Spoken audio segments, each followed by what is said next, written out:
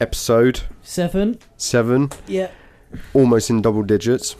3 away. Yeah. Good maths. Excited. Yeah. How's your week been? Have you trained much? Have I trained much? What day are we today? Wednesday. Not really. I didn't train yesterday, which we normally do a lunchtime class. We normally record on a Tuesday. Yeah. But we've changed it. I actually quite prefer recording on a Wednesday. Yeah. Yeah, so I didn't train yesterday's class. I've done, since we last recorded, I've done most of the normal ones and then nothing extra, nothing out of the ordinary. No? Anything you're focusing on this week? Any different to last week? Well, I was supposed to be doing Top Game, but first week's not been great so far. No? No. It's going back to your back. Yeah. You've got to stay focused on it. I am. I am focused on it. But you just resort back to your old ways. Mm-hmm. It's hard not to, though. I know. Sometimes you just know it works, so you just go for that. The weirdest thing as well is that we're doing like some neon belly stuff and that at the moment, so I should be like doing that. But yeah, and to be fair, it's not too bad because like from the neon belly stuff, I do try and like work it into back takes. I've got a big thing in my head about berimbolos at the moment, so I just seem to be like trying those, doing that. So I get to the back. So it's because it's fun. Technically on top. It's fun just being upside down. Yeah, that's it. That's what I found. What about you? Hasn't been the best start to the week of training. I turned up, didn't bring any kit because I didn't think I was going to make it. You just sat there and watched us. Yeah, just sat and watched. Enjoyed watching. Brown belts. Yeah, don't even need to train anymore. But went and trained at Sean's yesterday. That was good. There was only 3 of us. So we're just like 3-minute rounds, no rest in between. So you're constantly doing like 6 minutes. Yeah. So you, Sean, and Dale, who's white belt. Yep. Nice. He's a white belt. He trained a few times at Newbury, but then I think outside of jiu-jitsu he had a shoulder injury, which took him off the mats, and he's slowly working himself back in. Nice. Just can't Kimura his right arm because it would just disintegrate, I think. Or you can. You could. Probably won't do him any good. Depends how much you want the win. But no, yeah, that's all I've done really. Yeah. Last week was alright. Nothing special. No, I was gonna. Well, last week I was meant to do Pilates on Thursday instead of open mat, but I didn't. That cancelled. But I think Tuesday I'm doing yoga next week. So cool, man. Yeah, that should be fun. So we have got a new member to the team. Yep. Well, and a guest. It's a guest and a new member. So we wanted to get this guy on anyway, but then we decided we had some sort of background discussions, didn't we, John? Yeah. And we thought he might be able to bring something to the party. Yeah. Not jiu-jitsu. No. It's jiu-jitsu's average. Yeah. So we've got... But funny enough, though, before you mention his name... Oh, okay. This person is the person who got me into jiu-jitsu in the first place. Oh, the one who got me to come to the first class. Yeah. Got me back to jiu-jitsu. Exactly, there. Yeah. So it's Mr. Samuel Chessell. You're welcome. The both of you. Yeah. So yeah, welcome, Sam. Thank you very much. So you train with us, train out of Newbury, but you're not always. We'll get onto it as your story in a minute. But yeah, so you're currently training out of Newbury. You're coaching your brown belt. Yep. Same promotion as you. So you got on the same day. Right, the same day. Yeah. So me and John had one of those journeys where, because I introduced John to jiu-jitsu, and then he just took off. Yeah. And it's now better than me. He's better than everybody. I wouldn't say I'm better than anyone. But that's the interesting thing, and I know you guys have spoken about it too, is like everyone's on their own journey. I think that's really key to, because like it would be easy for me to like have a strong dislike of John because of that. I think everyone does anyway. Yeah, I do. Just because he got so good so quickly. But that's the whole point, isn't it? We're all trying to get better, and then because he gets so good so quick, he makes us all better as well. Yeah. And then obviously I was blue belt when I think got you into jiu-jitsu. Well, you just got your blue belt just after me starting, I think. I did get my purple belt before you. Were you training? And then up, it all went. Were you training up at Greenham at this point? No, I didn't ever go up to Greenham when they were up there. Okay. Oh, you were at was it Charlotte or? Yeah. So I guess like that's might be a good place to start my journey story, really, because that's kind of part way through. Because So how did you first get introduced to jiu-jitsu? So I was a kickboxer when I was a teenager. So I got into kickboxing when I was about 13. And as you'll probably pick up, I have a stutter in my speech. And I think as a teenager, I was kind of looking for a way to like feel good about yourself, and like if you think you're going to struggle in to talk your way out of something, or just like even in school or whatever, like you can't keep up with like the banter, or if you get in a fight or something, like I'm going to really struggle to talk my way out of this, so let's have let's go fisticuffs instead, kind of thing. So you've always had, ever since like you could talk, have you had your, as long as I can kind of remember, so you may need to rethink the cap time on your podcasts now, depending on whether I'm having a good day or a bad day. Yeah, we can try and edit it out. There's like, so I sometimes think about that as like, do you edit it out? Because like, that's it. You wouldn't edit out someone conversation. You can't just edit out a conversation, can you? Not if we're speaking over each other. You can't. No, definitely not. So anyway, so I kind of think it was kind of compensatory in a way to begin with. And I didn't do like a kids class or anything. Where I joined, they didn't do kids, so I just kind of jumped straight in with all of the adults, which I think is a really good thing for children, teenagers, certainly boys, to do. I think so. Because you're a very small fish, and I think that's important for people to have that kind of experience. When people join martial arts for sort of like not the wrong reasons, but like when you see like younger, I would say lads, men or boys, sometimes they join it because they want to be the big I am, and they think they're just going to go and beat people up. And like you say, when you get dropped, you're a small fry, and you get dropped into the big ocean of like big lads, big men, it sort of humbles you down a little bit, doesn't it? But not saying that's not what you did, but saying for different reasons, like you say, of kids joining when they get to a certain age, being able to join the adult class. I think that's really key. I think it's easy, like especially people that are insecure to begin with, to feel like to get a taste of power, and then it gets really out of control. You see that quite a lot in not just kind of martial arts, but lots of other stuff as well. And I think if you're the smaller, the younger, like I think it's a really good spot, especially for younger boys to be in. Especially if they're bigger as well. If they're bigger than their peers. Well, I kind of had a bit of a growth spurt in secondary school, and then just kind of stopped growing. That's the same as me. So John, you can't comment because you're still growing. I'm going up and down. So that was a big part of it to begin with, and then I started with a friend of mine, and he stopped pretty quickly, but I absolutely loved it.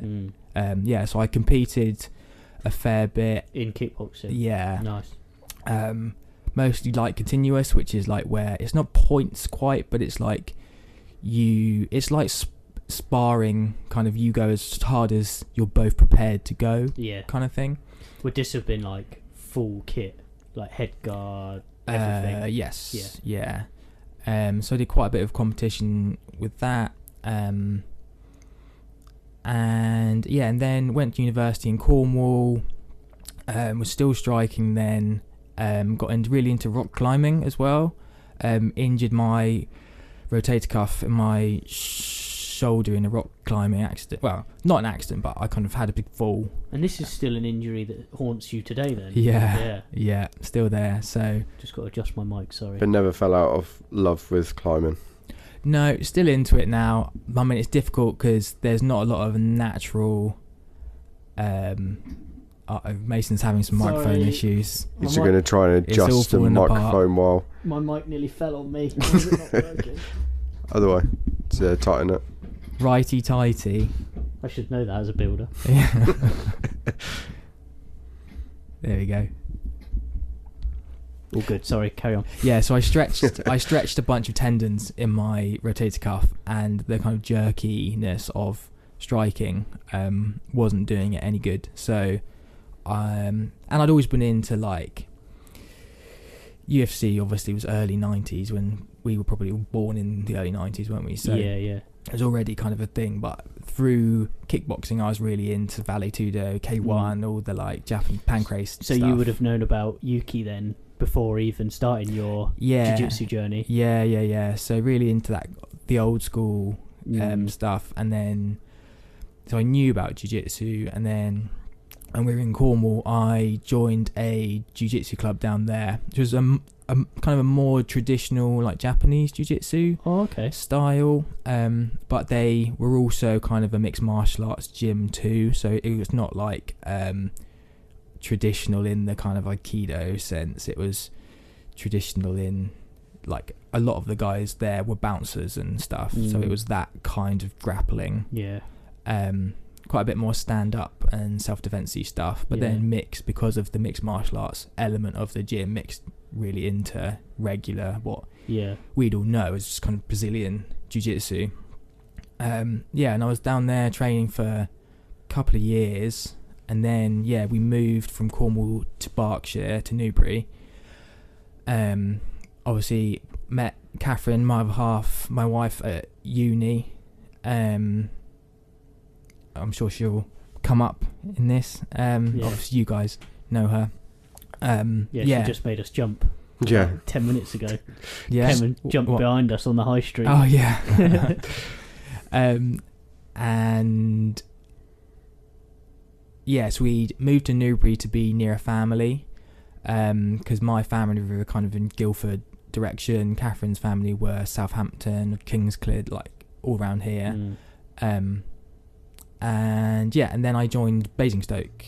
Well, originally I joined Clive Elliott's. Oh right. Just because I didn't know.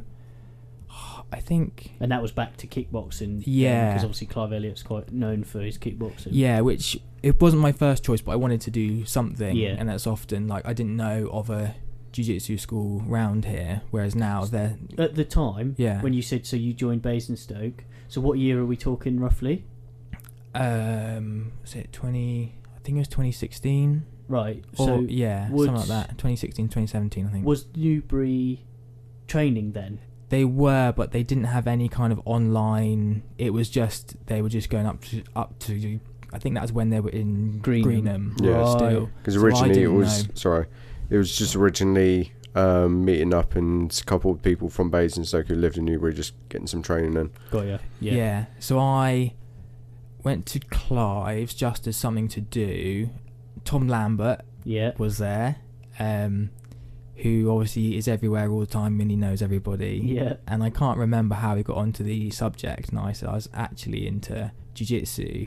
And he said, you should come up to Basingstoke. I was like, okay, fine. So that's how I found Kev and the club at Basingstoke, and I was training there for a few months and met Bernie there, because people would kind of do lift shares and stuff from Newbury to Basingstoke. For clarification, because we always do this. So we call our coach Bernie. Oh yeah. His name's Stephen Byrne. Yeah. But I've known him for 20 odd years or whatever, and I've always just known him as Bernie. So that's true. People might not know him as that. That's who we're. Sometimes people about. come to the club and they're like, "Oh, is Stephen here?" And I'm like, "Stephen, who's Stephen?" So that's how I met him, and then we got chatting, and then I was like, it's so much easier. And that's when Newbury was really starting to become established. It was still small, but established.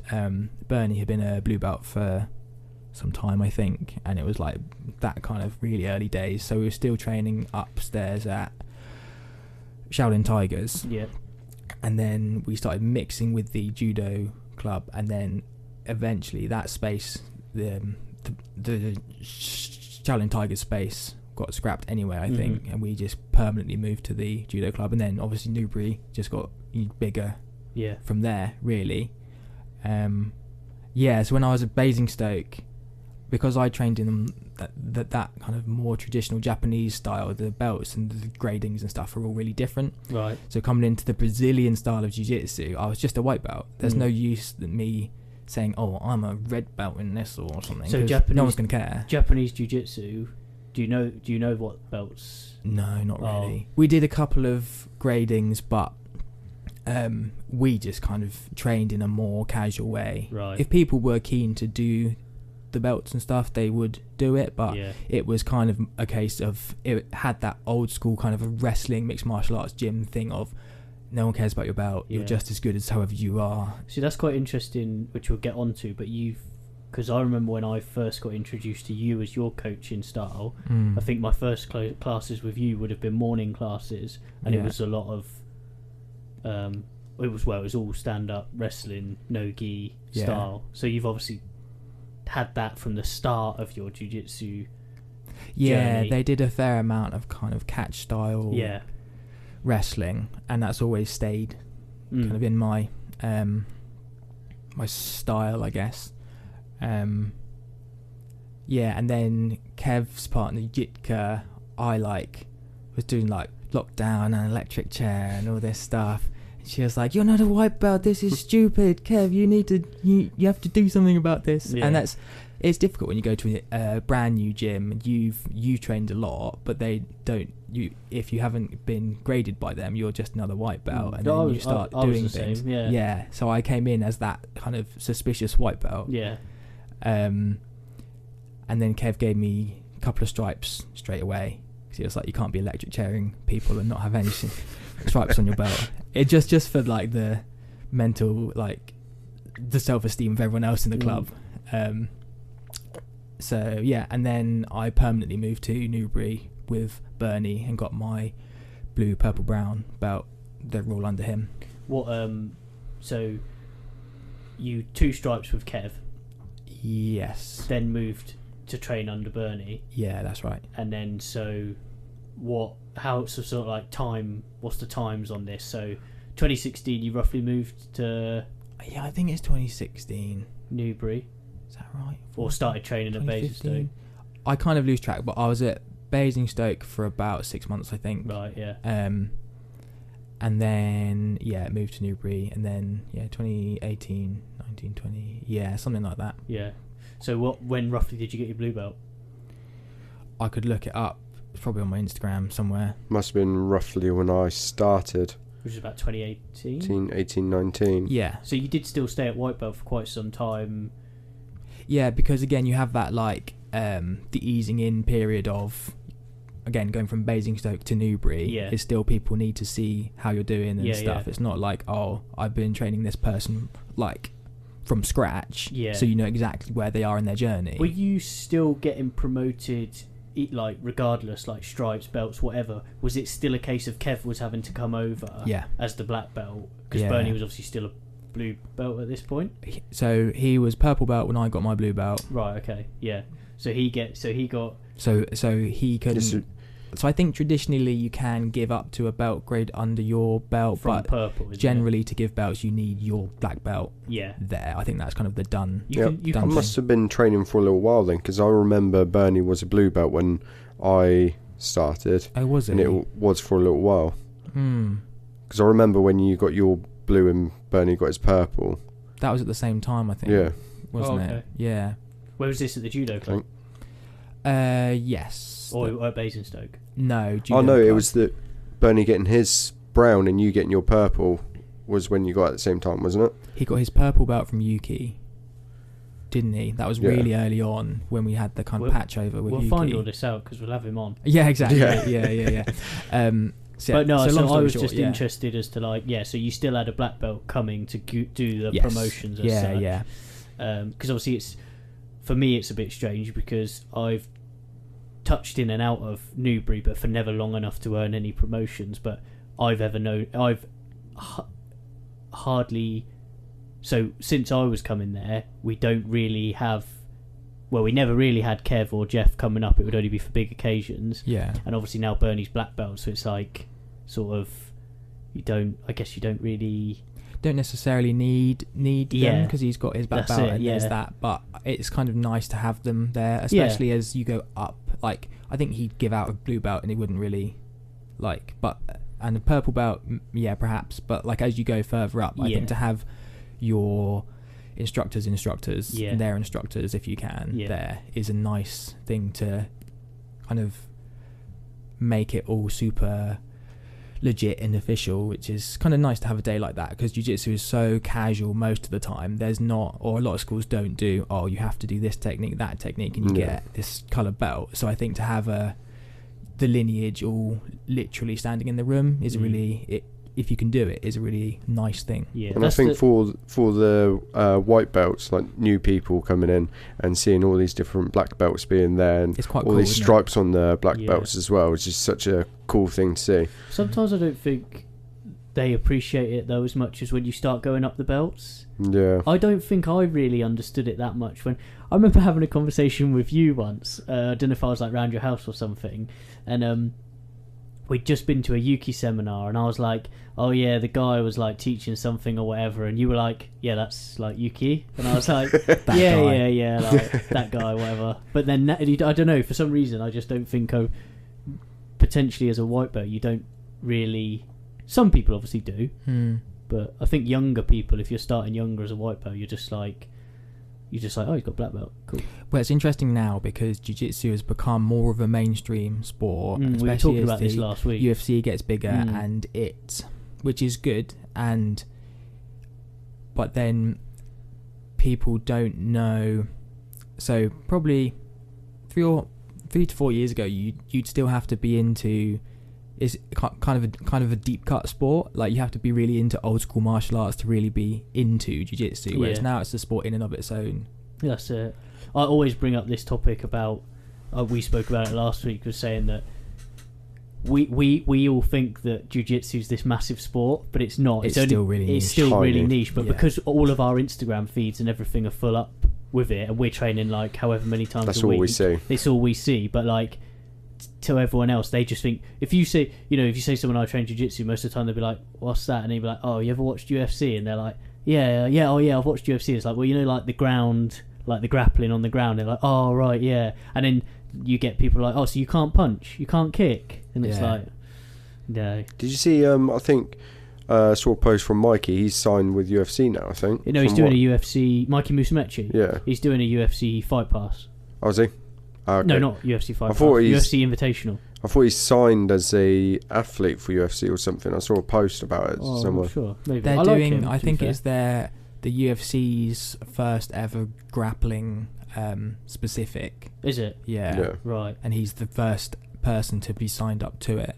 See, I think that's good because, as we were saying before about trying to get it mainstream. General people off the street think that UFC's like cool, don't they? Like, yeah, I watch UFC, and so for that same reason, if it's just grappling, they're going to watch it because they're like, oh, it's UFC.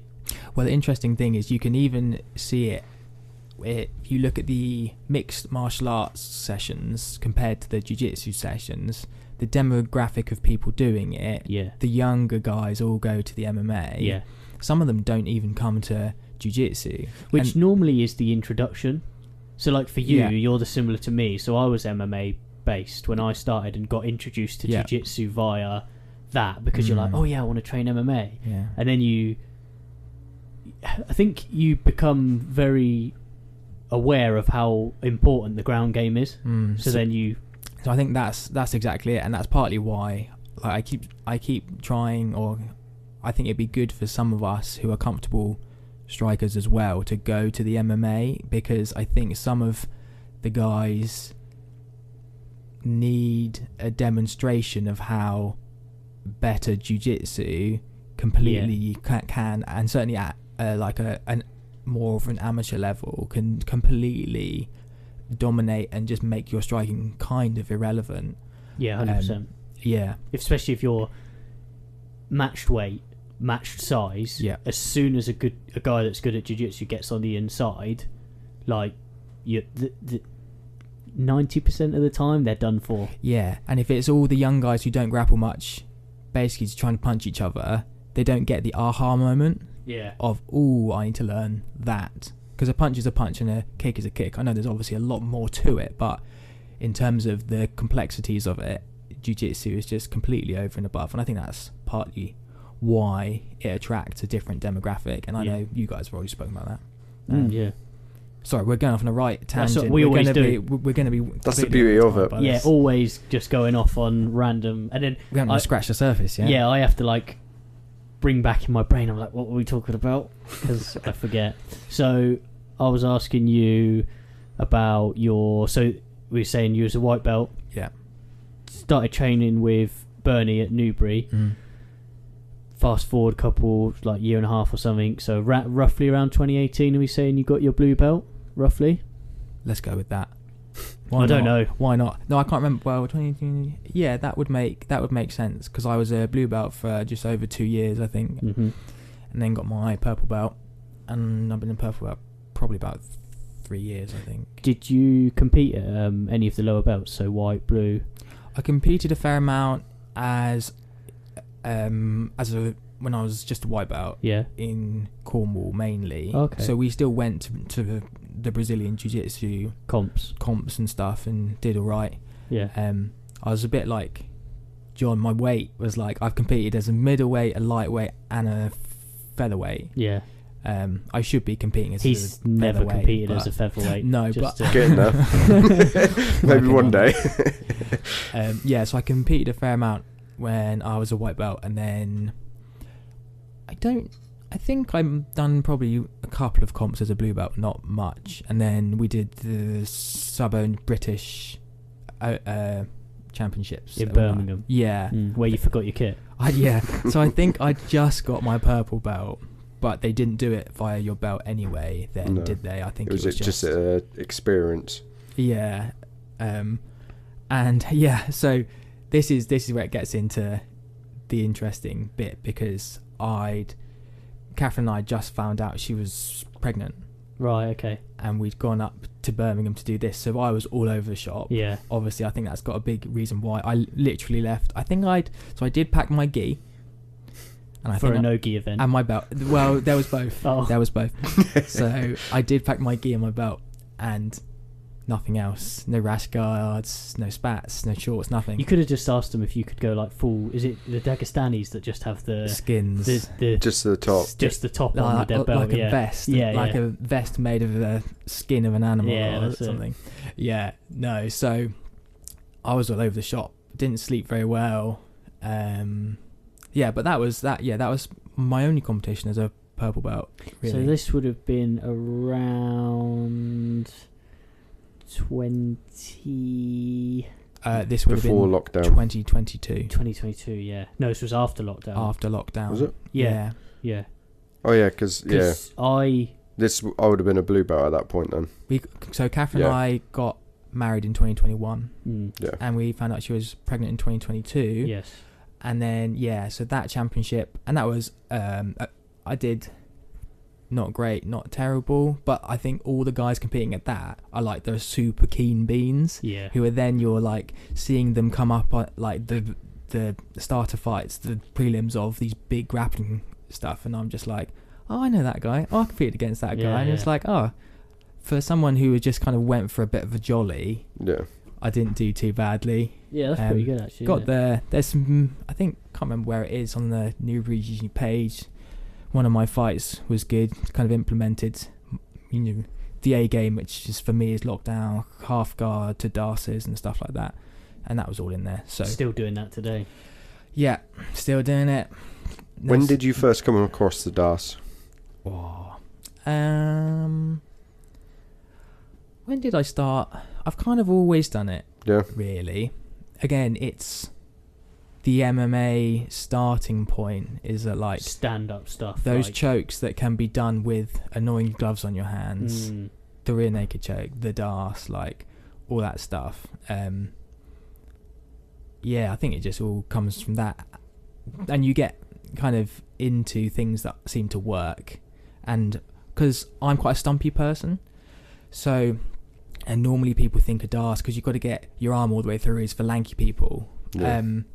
But I quite enjoy the jiu-jitsu where you do the work earlier on, and people don't quite know what you're doing yet, and by the time you've done all of the hard work, it's all locked in and it's all done.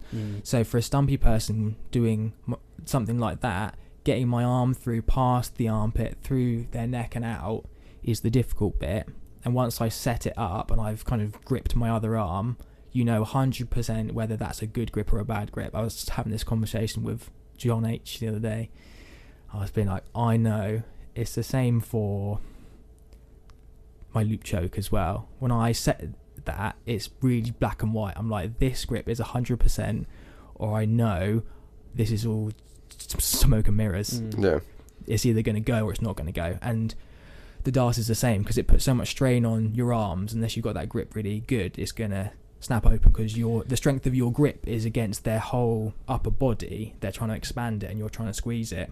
But I like it again because you can do it from lots of different spots. So once you've got that grip set up, you can do it from underneath, you can do it from, you know, perpendicular, from the mount, from standing, you can do it everywhere, and I like that.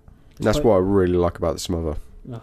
I think you'd struggle to smother someone standing. Not if you I'll find a way. got behind them and just. That's not a challenge. What's the stuff that you put on the cloth? Yeah. Oh, I know what you mean. Yeah. Rehypnol. Yeah. No, what's it? Chloroform or something? Yeah, that's chloroform. it. That'll That's do the it. one. Yeah. See John on the news next week. Yeah.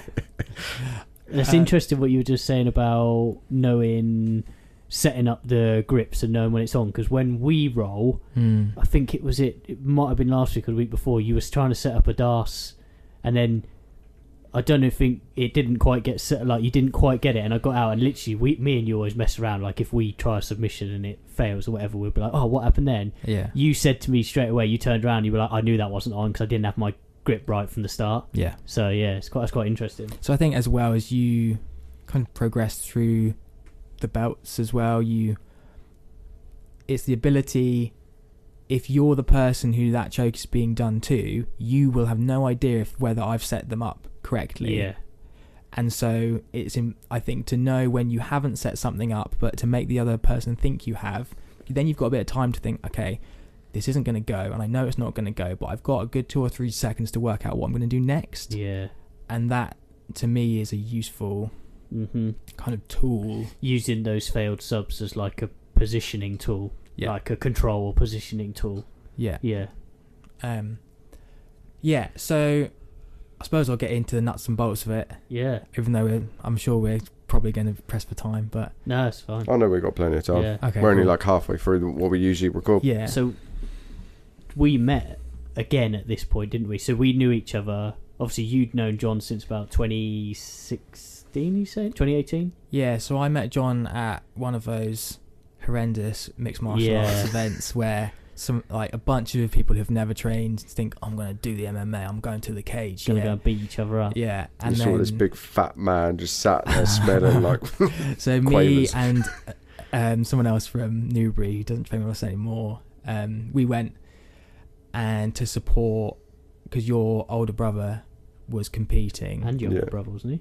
And my younger, yeah. Oh yeah, they were, weren't they? And Ashley, weren't they? Yeah, so Sam and Ashley had come through to do some jiu-jitsu with us, and we thought, let's go to support them. And we obviously found you guys on the table supporting them, and we just got chatting. You gave us a lift back and all that stuff. So you and Ryan were worried that I was going to jump in at one point because I was signing that paperwork.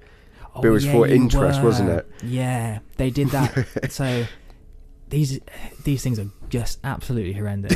Yeah. There was these like scantily clad girls coming around with a clipboard. Are you interested in the next event? And of course, John you're there signs like, up. yeah, I reckon. Because there's all never done anything in my life of the people that are there. All their mates are there. They're drunk, thinking that they could do it. Yeah. Anyway, we were there to support them. They did really well. That's how I met you. And then you and I, Mason, had already trained together a little bit in the past, hadn't we? Yeah, well, we were trying to work this out because I think you were there, but I think you were like white belt.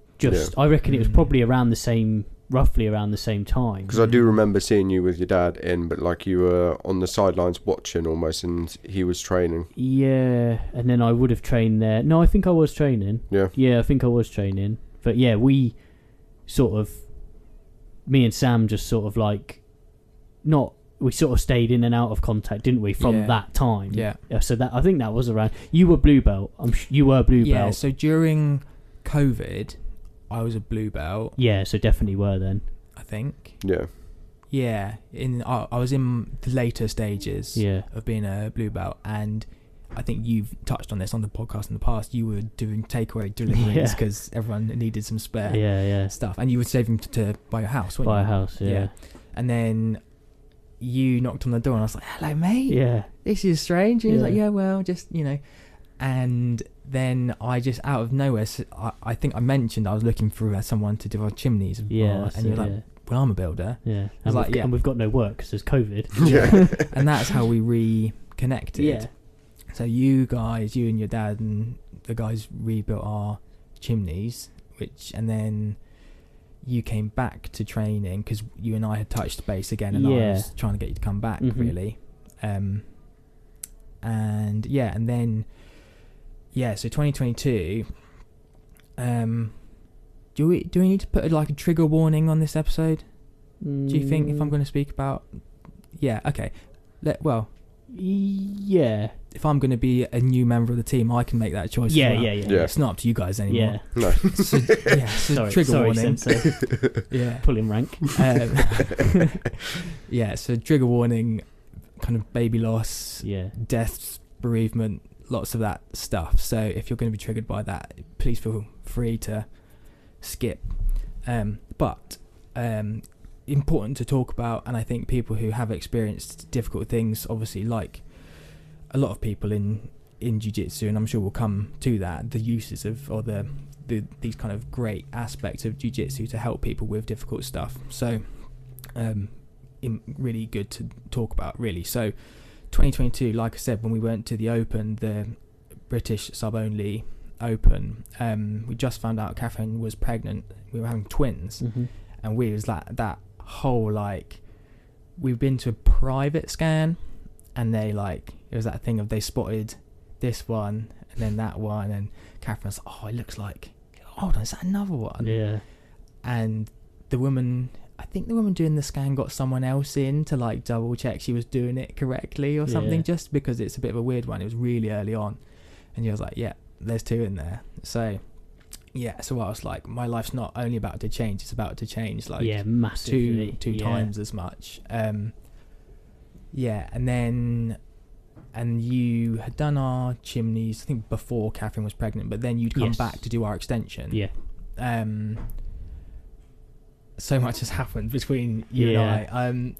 And then so Catherine was getting a lot pregnanter with quickly. The twins, because obviously if there's 2-3 upwards, that you kind of grow so much quicker. Because it was very early when we started to come do the work.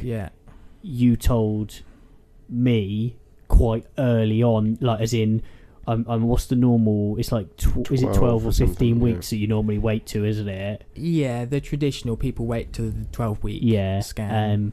But I remember Sam let me start the work before he... Sneaky. Yeah, so I started the work, and then obviously... So you told me quite early on in the pregnancy, didn't you? Yeah, I think because we had got kind of close by then, anyway, as training partners, as I'm trying to think, friends. I was training at that point, but then I did leave again, didn't I? Yeah, you did have an away and a comeback. Yeah, but anyway, But I think also as the builder who knows, I wanted to tell you we have a deadline. To let you know. Not to be do it quicker. It was just this is going to happen by the end of this year. So just to let you know that. What time? So we're 2022. Roughly what? The boys were due at the end of October. So I think we would have started around July. Start of the year. It was quite warm, wasn't it? It was earlier than that. Was it? Yeah. But yeah, so you were doing our extension, which was an absolute shit show. Yeah. Because we've got an old Victorian property, and it had obviously it was just a bodge after bodge after bodge, and you kind of historically kind of undercovered. Yeah. Someone's done this at some stage, someone's done that at the other stage, and it was just an absolute nightmare, which we won't get into. This isn't a building regulations. Hit me up on my second podcast.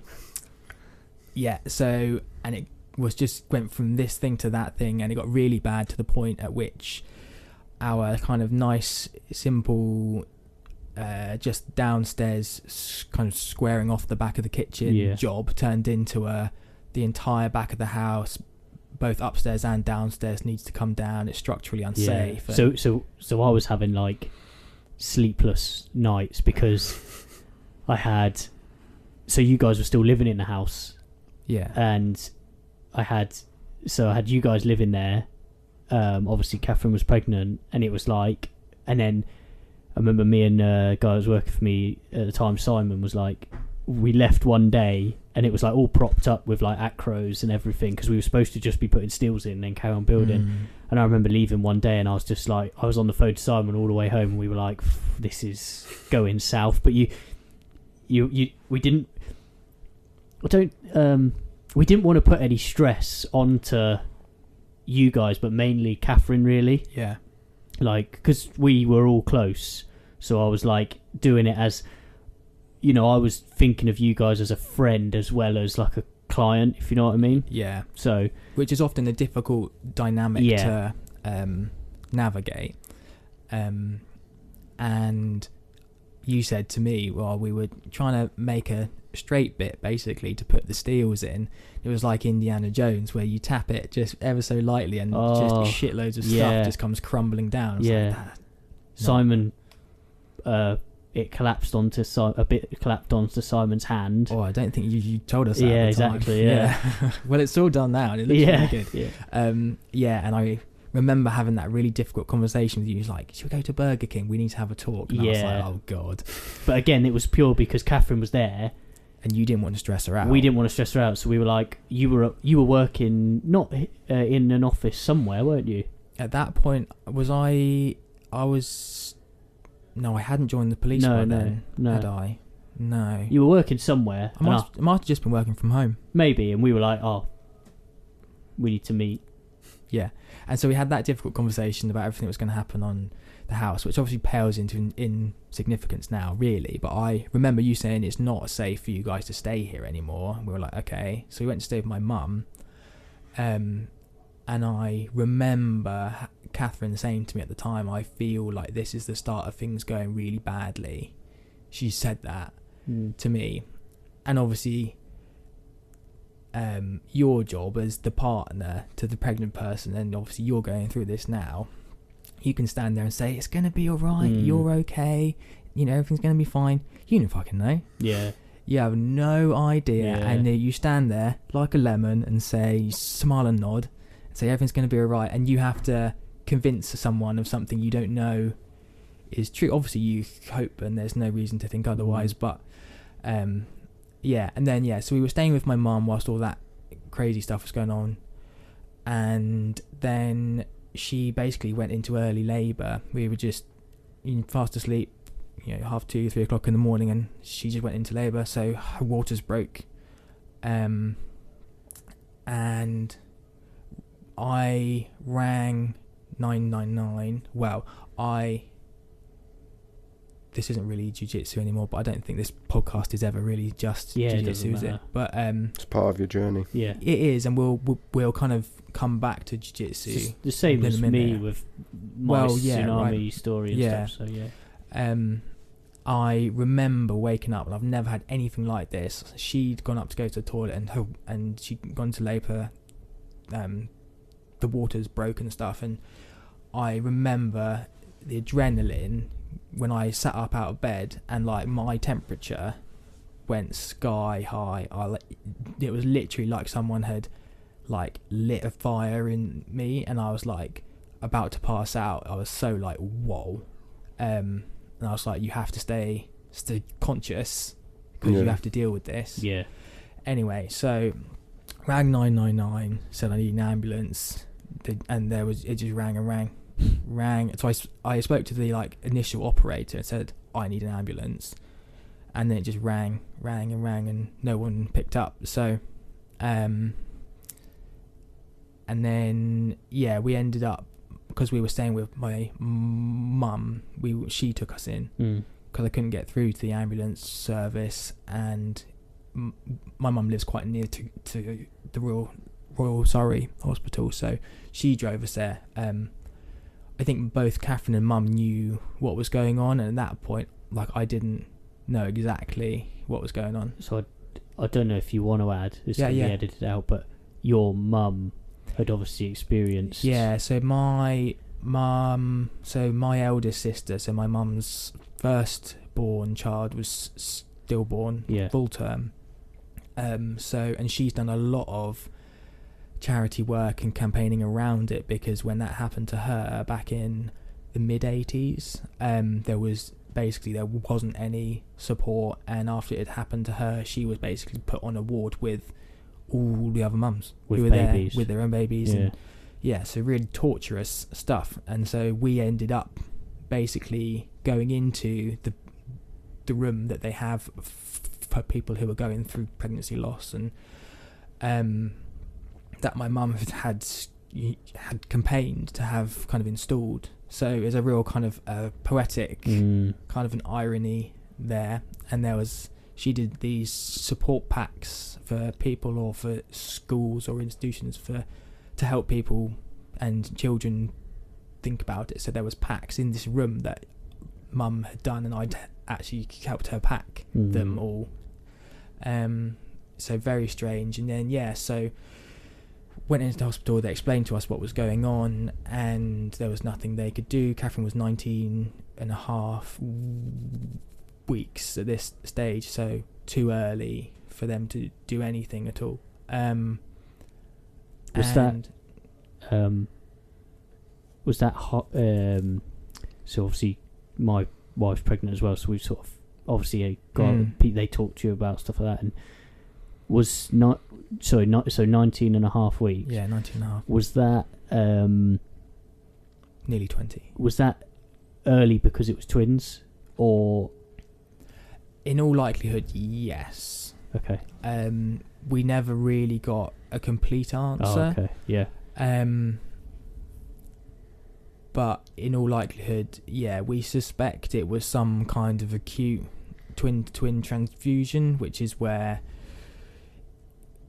there's two of them, and that one starts taking up too much of the resources, or the amniotic fluid gets too much in this one's sac and not that one. And there's different kinds of twins, so the ones we had were quite a high risk. They had their own amniotic sacs, I think, but they shared the placenta, so the resources, if kind of one of the channels isn't as good as the other one, it just can go really wrong quite quickly. So I think something that people don't realise with a lot of, it's described as kind of pregnancy loss, but for a lot of people, you still have to actually give birth, even though there's nothing they can do. So you still go through the trauma of giving birth, and then you don't get to go home with your little one, or your little two, or little three, and I think, it's technically described as like a miscarriage, but I don't, because it was pre-24 weeks, which is the viability stage of, if that's also the age or the gestation, you get a birth certificate. If it's pre, then you don't. They have now introduced recognition certificates, so it's not a birth certificate per se, but it's nice to have the piece of paper, right? So sorry, what were we saying? Blah, blah, blah. So you still had to go through the labour. So, and obviously because there was two of them, Max and Oscar, she had to give birth 2 times, 3 hours apart.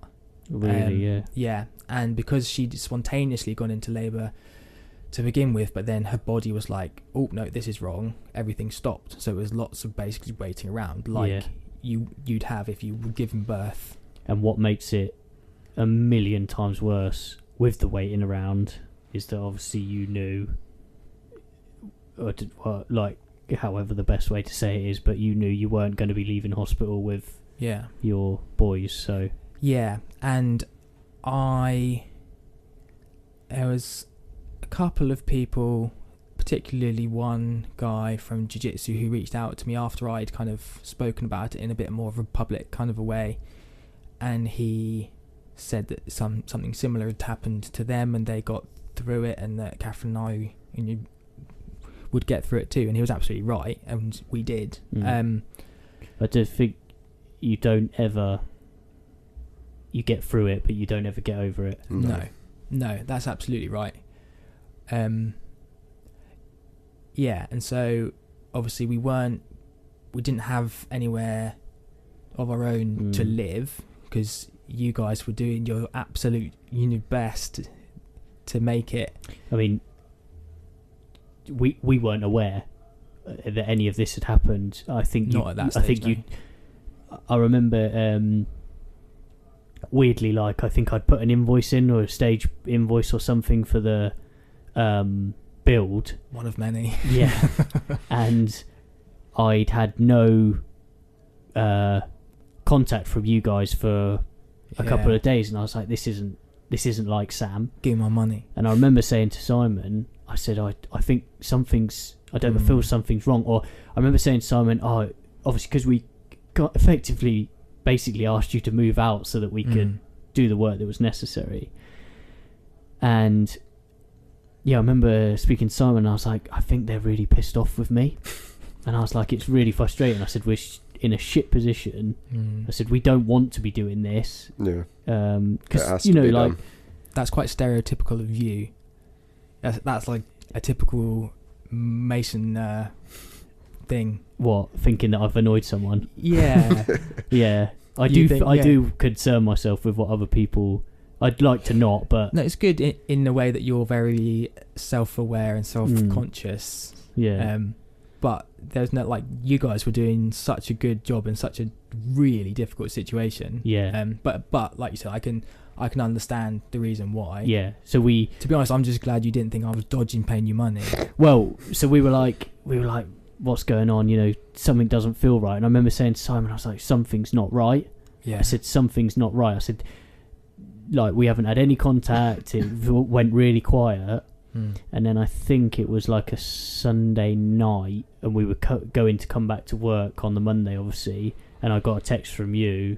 I think I must have texted you just saying, look mate, is everything okay? Yeah, I think so. And I think you, obviously for logistical reasons, but just because you were so present in our lives at that time, were probably one of the first people I'd really told. Yeah.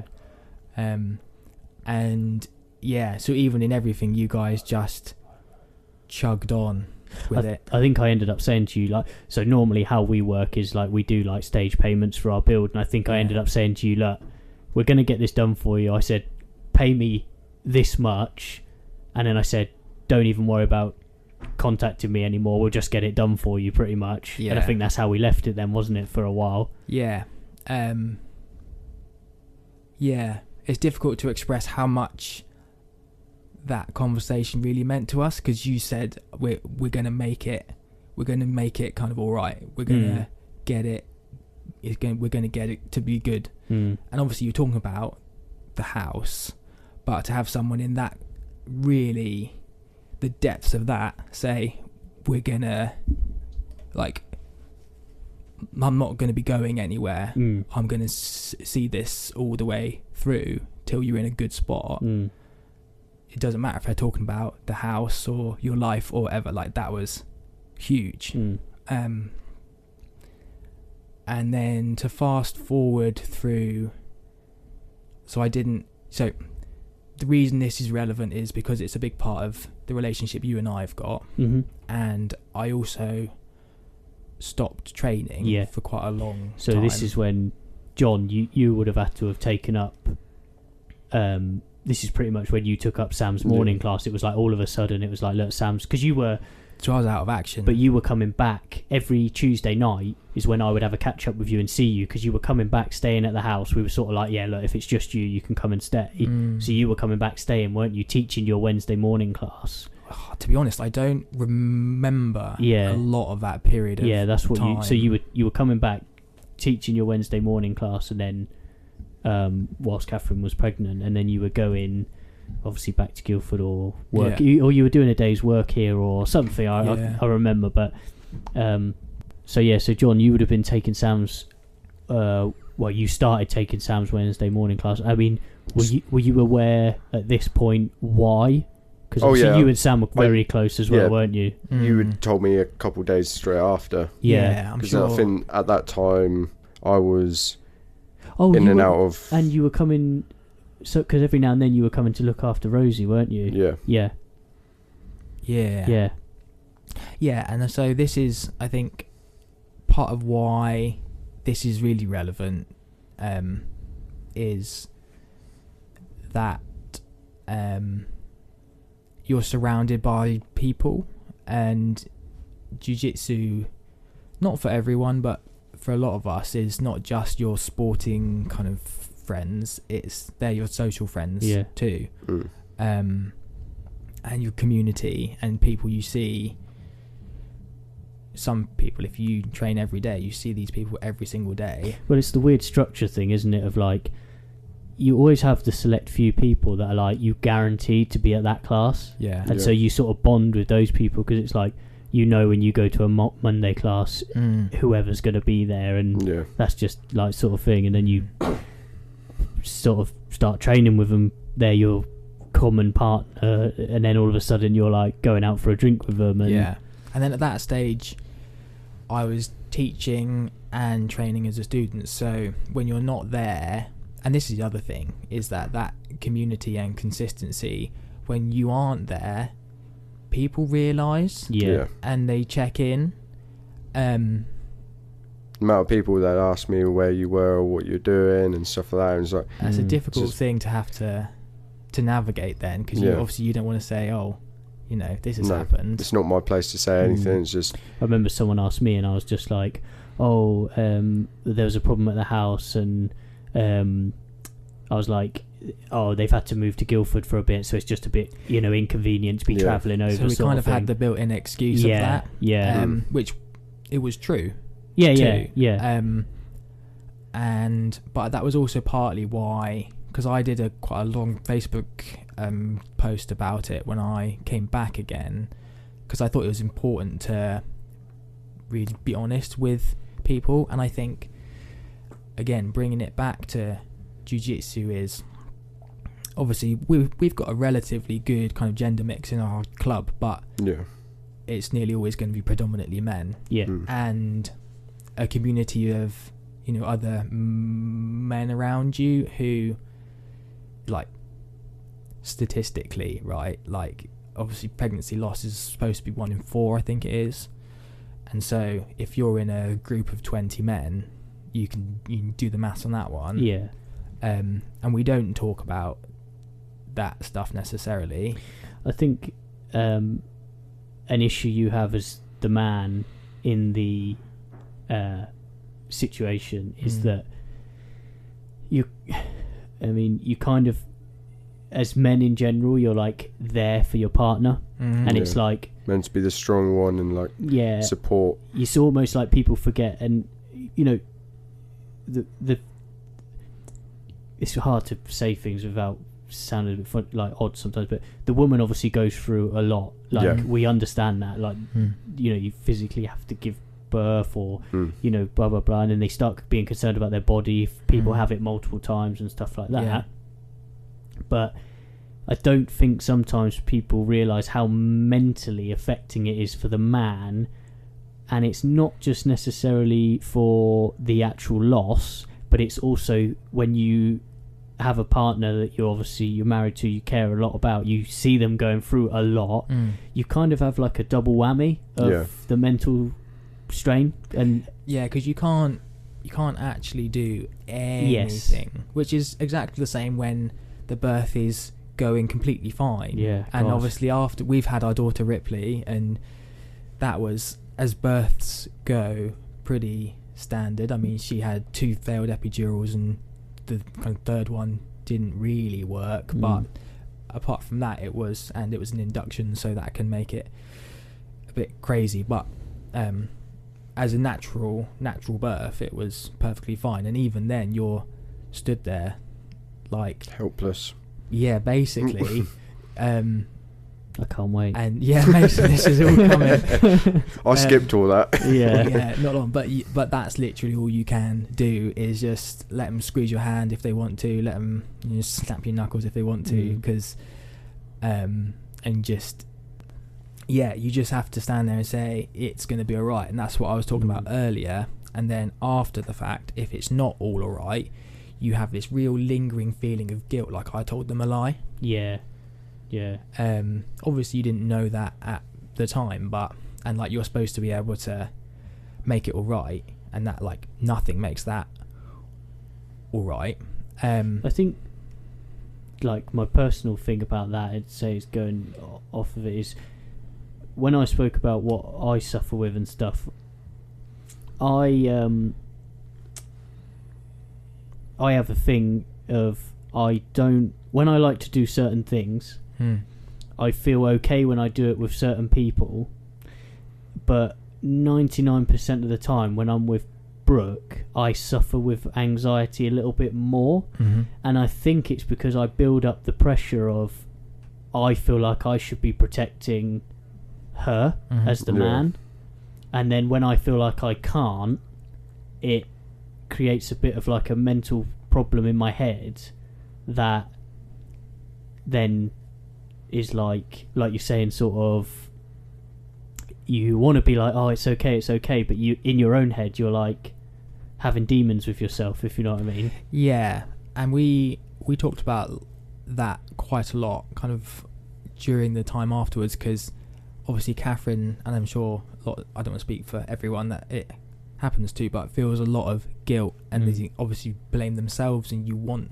there to be an answer, and sometimes there isn't. There's just not an answer to it sometimes, and you of course think, oh, it was something I did, and all of the doctors have said, no, it's nothing you did, no stress or any of that. Like, that's no wives' tale. Like, people are pregnant and give birth in a war zone. I remember, I don't know if we've ever said this, but I remember speaking to Brooke about it, and like saying, obviously, because we'd put a lot of stress onto your life, or I had, I suppose, as the builder, and I remember having a conversation with Brooke, and I like it upset me and quite affected me, because I felt a bit of guilt, and I remember, I think I had to send Catherine a message, I think, saying like, or you or Catherine, I remember I had to, I was like, I just hope it was nothing that we did. Yeah, and do you know what I mean? Remembered Simon saying that when we came back as well. And like, I wanted to really reassure you guys too, because all the doctors have said, like, there's no stress, like, sometimes these things can just happen, and like, it's chaos in there. Like, giving life is like, creation of life is absolute chaos, and it's a miracle. So it's like, well, stuff happens, and it's, much the same as anything else. Like, you never know what's going to happen. And we spoke about that a lot, in the sense of Catherine blamed herself and felt responsible, and I was like, but I feel like it's, as your husband, your partner, it's my job to look after you. Yeah, this is what I was saying. Yeah, and I feel like I didn't do that because of, and obviously she says, well, there's nothing you could have done, and that's obviously true, but it doesn't stop you putting the guilt and the blame on yourself, much like it doesn't stop them from putting the guilt and the blame on themselves, because obviously they're supposed to physically do it, but it's no one's fault. Did you take, I don't know if it's strange, isn't it, because you still birthed your boys, and so, like, was there any not, I don't know, was there any form of, I don't want to say like relief, but you know, was there any like peace or anything by that happening? Or yeah, so sometimes you can't do that for whatever reason. Yeah. If the mother is in danger, they have to do a cesarean or whatever. We were really lucky to be able to give birth to them and to see them and to hold them and touch them, and I, like, it's not all, so we've again spoken a lot about this, it's not all like terrible, sad and awful, because like when you're in that terrible situation for 12 to 24 hours or more, it's not possible to be upset and sad all the time. And there were points with the midwives who were fucking amazing, where we were like making jokes and having a laugh, because even in those really dark situations, we're all still people. And someone who's not experienced that or some other kind of traumatic situation might not understand that whole like being able to laugh and make jokes in that terrible spot. You know you're in the shit. And it helps you kind of cope with that. And yeah, so I did the dad thing, like checked they were boys, gave them a little handshake each, and like yeah. So, and yeah. Do you find going through something like that, it's brought you and Catherine closer together, or like a stronger bond? Yeah, from going through it. Definitely. I think the breakup rate is like something crazy, like basically 50%. We had a conversation, didn't we, not that long ago, where you said to me and I said, because obviously it's hard, me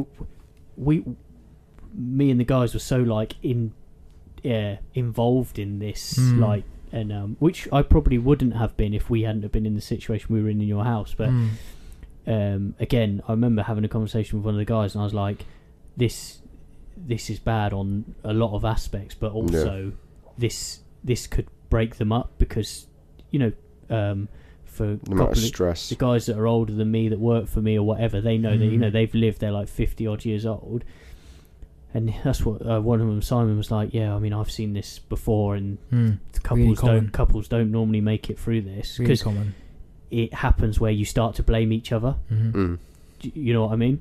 And yeah, so yeah, good question really, because it's definitely, like, I reckon it's easier for it to go the other way. Yeah, definitely easier, and yeah, it happens a lot. But it's a case of if we can kind of process this together and get through this together, there's nothing we can't get through, really.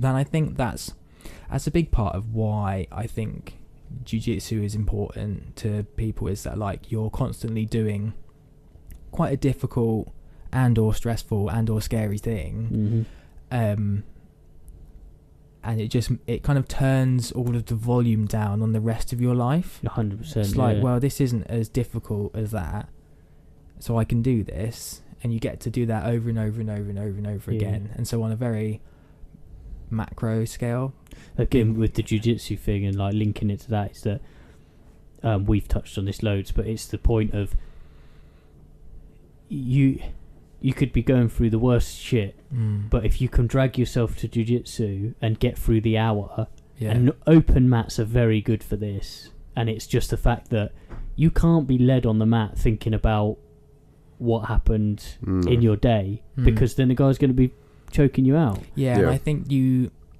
get that. It's not very often that you get, it's that saying, isn't it, out of the mind and into the body.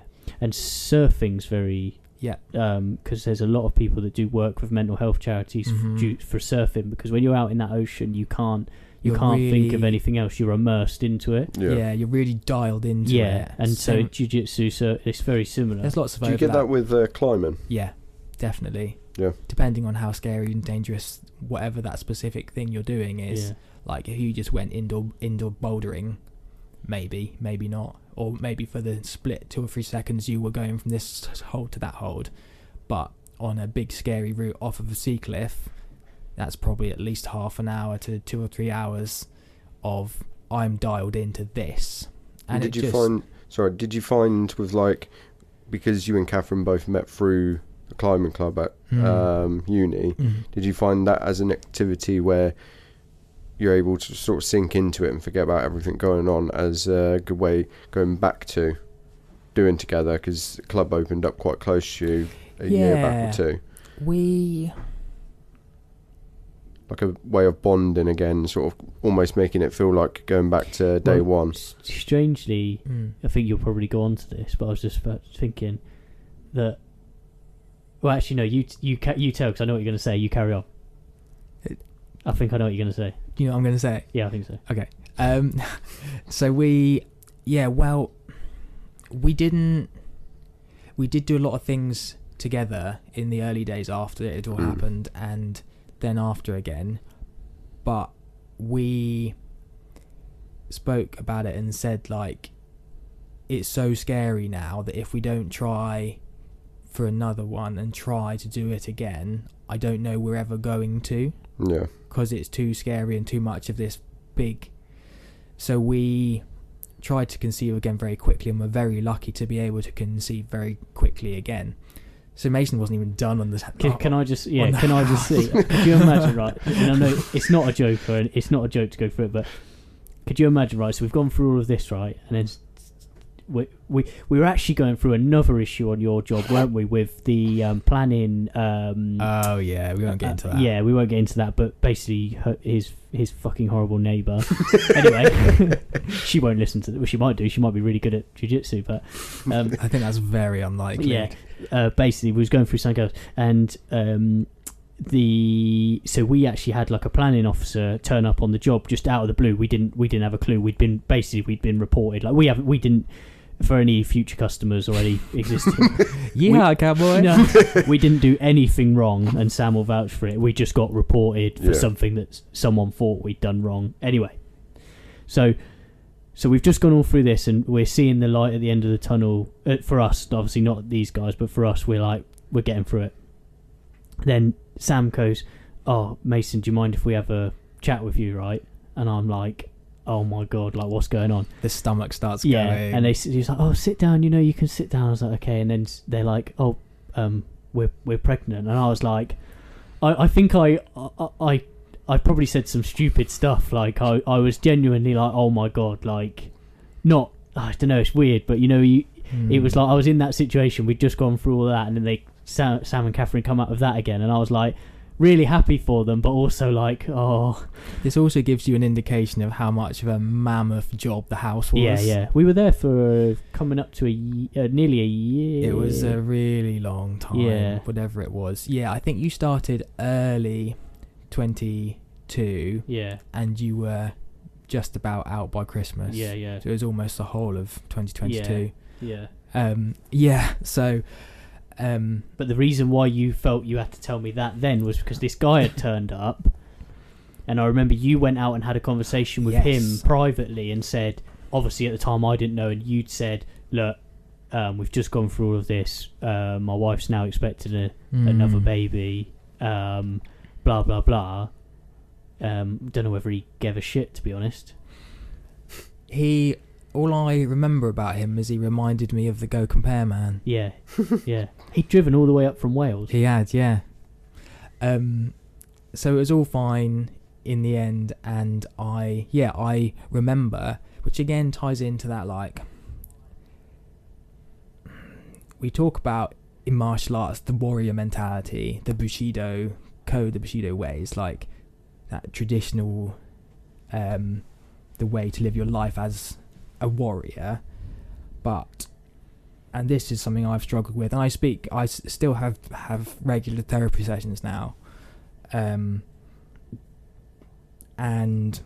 I speak a lot about the fact that if just a person was threatening the safety of your loved ones in the same kind of way, neutralize that threat immediately. Like, you're dead now. Go, like, you either go away or you're dead now. But when it's something that's not tangible, whether it's their mental health or an illness, or you can't strangle that. No. You can't tear its,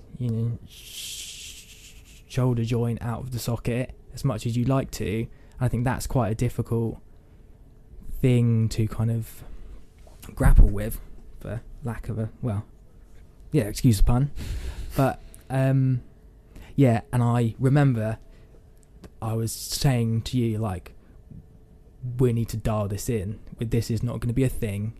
This is... We're getting very cold and clinical about it. Again, like I said, like, this is a threat to our stability. Because I think you guys had come back and were actually... Because we'd got to a position where you guys were actually living... You were trying so hard to give us that stability back in our lives. I remember so much turbulence. I said to the guys, I was like, look, like, we're getting this done, like, as quickly as physically possible, because as well as trying to get you back into your norm, we needed to get out of the really, because we were just like you can't be doing the same job for the whole year. But not just that, but there was days where we'd be there and like you'd be at work or whatever, and Catherine was obviously off work for reasons, because this is a point where you'd started going back and doing bits of work and stuff like that. Yeah, because Catherine basically went kind of almost from compassionate leave into not maternity leave, but like her alternative duties. So my wife Catherine she works for South Central Ambulance, so you can't be driving around in an ambulance dealing with infectious stuff when you're pregnant. Yeah. So, but she was effectively pregnant for like I don't know, like a year really, over a year, yeah. Which I don't think she'll mind me, like, so I'm not comparing her to an elephant, but I think that's the same amount of time that an elephant is pregnant for. I think I can't wait for her to listen to this. I think it's a year. Anyway, I'm not editing this one, so no. I'm safe. She loves elephants, and and you love elephants, and yeah. But it's just interesting that most people are pregnant for 9 months, and she was pregnant for pretty much a year straight. And so what I was saying was like, we were inside, so like she couldn't escape us. Yeah, and so she didn't have her own space. And we felt bad because it was like she'd almost be like upstairs in her bedroom, or like lock the doors to the living room. Do you know what I mean? And sort of like, but anyway, so we were like, right, we need to get out. But I remember Catherine would come down, and I'd just spend like 2 hours sometimes just chatting. That's why it took so long then. Well, in the end, it was like... You were doing the managerial stuff. Yeah, that's what it is. But I think it was just like... I mean, I don't know, I can't talk for her, but I think it was just having that norm, like just having a chat. We'd just chat about random anything, do you know what I mean? So we've got a book. So our little girl Ripley loves books, and we've got a book called What Can You See on the Construction Site? Oh, yeah. And there's a man in the book. I think he's the only man sat down with a cup of tea. And she always goes, May May, Uncle May May. And he's like, yeah, that's your Uncle Mason, sat down, having a tea, chatting to mummy. Yeah, that's it. And I think, again, bringing it back to jiu-jitsu, and it's the same for climbing, and I'm sure a bunch of other things, it's like, you put a lot of trust in each other, and you're quite a physically vulnerable position, which is not a huge stride away from being emotionally vulnerable. And you have to trust each other, and that's why there's people you might spar with certain people, but you don't. You spar differently. You spar to protect your stuff, and then there's people you can trust 100%, and those kind of activities kind of build trust very quickly, and I think we all have that with each other. So I feel like I'm labouring the point, but Catherine was pregnant with Ripley, and then you were out by Christmas, and then in June 23 she gave birth to Ripley, who's amazing. But during all of this time, I kind of didn't really train. And then even after having Ripley, so at that point, I joined the police. Mm-hmm.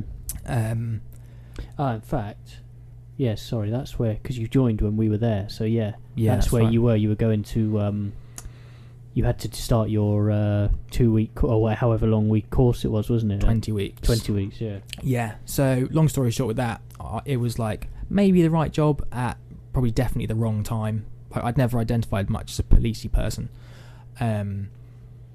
But it was all that kind of like, to be the change you want to see in the world and all that crap.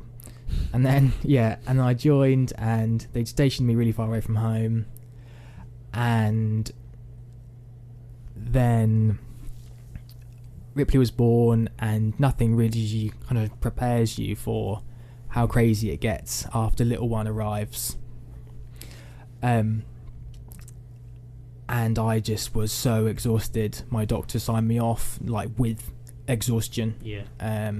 Sleep deprivation mixed with 2 earlys, 2 lates, 2 nights, 4 off, but you only get 3 off because your first day off is after the last overnight shift, which you could finish at kind of 10 o'clock in the morning on that. So I don't think, and I think I could say this as a close friend, I don't think you ever processed that whole time in your life though, because you didn't have time. You just jumped straight back in, like you'd already signed up to start this course then, and it was like, well, I've got to do it. Yeah. And you started it, but you just didn't. Your life didn't. You didn't stop yourself. You didn't like take any time to. So when you're trapped under a fucking big guy, and he's smashing you, John. I get it all the time. For people, obviously this is a podcast, but I've got my finger up to John. But like, not John, like a really big guy, and they're just smushing you. Yeah, John. And it's just the worst thing ever. And you're like, I have to switch off my emotion to this. I have to switch off the fact I'm feeling smothered. If I've got a tiny bit of air, if I'm still alive, it's like the Jocko thing was like, good. You didn't get the job you wanted, good. Yeah. Like, recalibrate. But it's like you switch off stuff to get through it. And I think I did that, and we were in survival mode for a long time.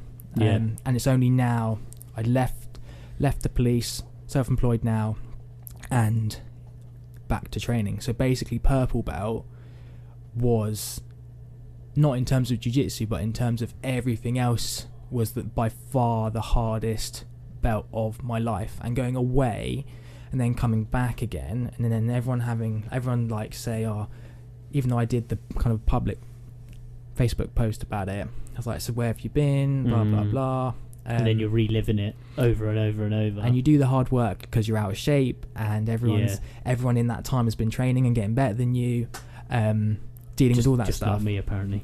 Yeah. You're just staying on a flat line. Yeah, I know. But I think to then have put in the work to get back up to speed and get back ingrained with the community is huge. And I think that's to bring it all back again. Like, it's always there. Yeah. And these connections are always there. It's your what's the word? Like, it's your yeah, I know exactly what you're saying. I thought there's a word for it, isn't it? Like an outlet.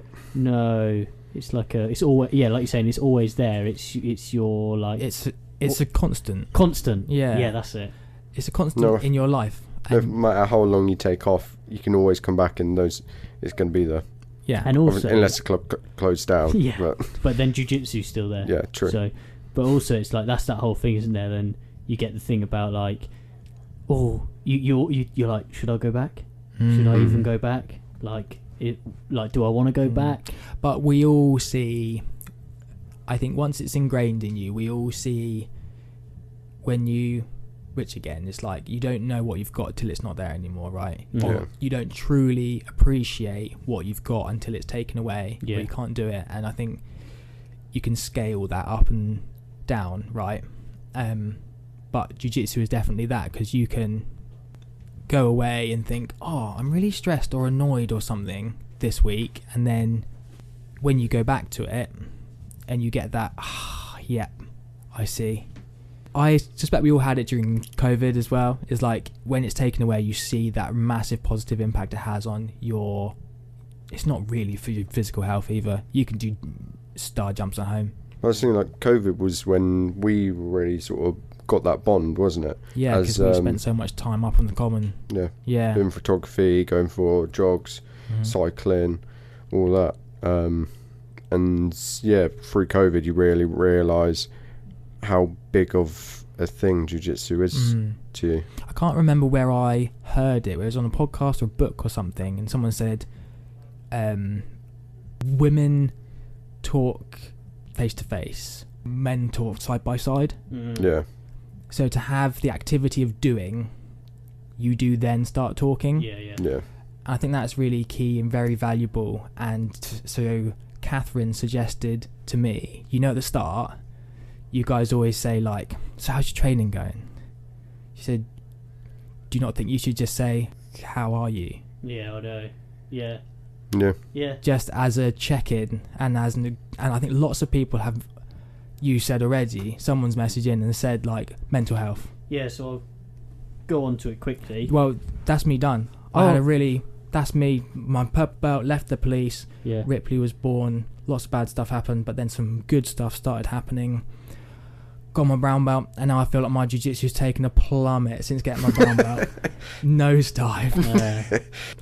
I think this is probably a good point. We've got to end it. We've got to end it because we've gone quite a bit of time down. Battery's dying. Yeah, so well, hopefully people enjoyed my input. You're stuck with me now anyway. Yeah. Whether the views drop or not. We shall see statistically. So it's been really long. I hope it's not been long because I've stuttered too much. No. And even if it has, I don't think you did much. I think it's kind of important to leave them in. Mm-hmm. Yeah, just definitely. as like an exposure thing, I know.